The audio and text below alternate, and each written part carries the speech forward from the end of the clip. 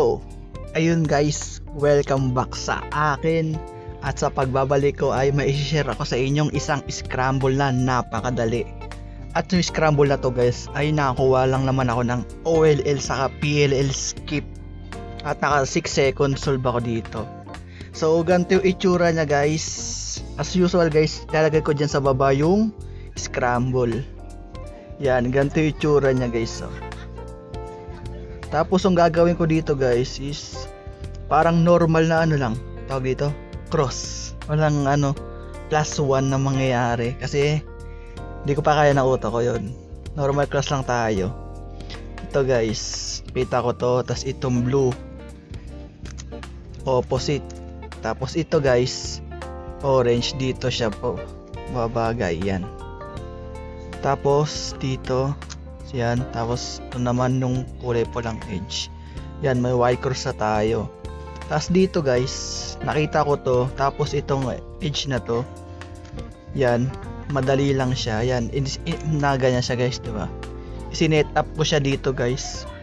At hindi ko na-realize guys na kapag binuo ko to at insert ko tong na to, pair na to dito, ay magse-set up siya ng another F2L. Another F2L nga, pair ng F2L, which is itong red saka green.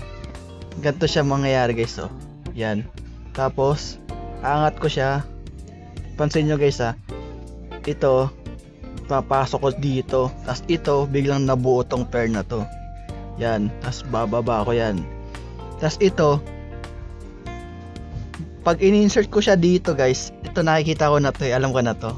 Paulit-ulit ko na to nakikita.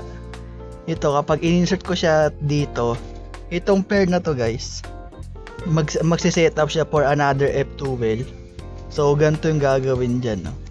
Yan. Agagi, mali. Sobra masyado. Isa lang pala, yan. Tapos sabay gagawin ko siya guys, ito, imbis na ganyan, itutuloy ko na agad siya dito. Kasi alam ko naman na mangyayari yan. Yan.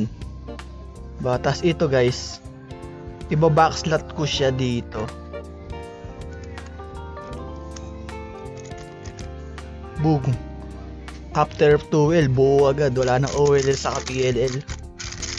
Napakaswerte.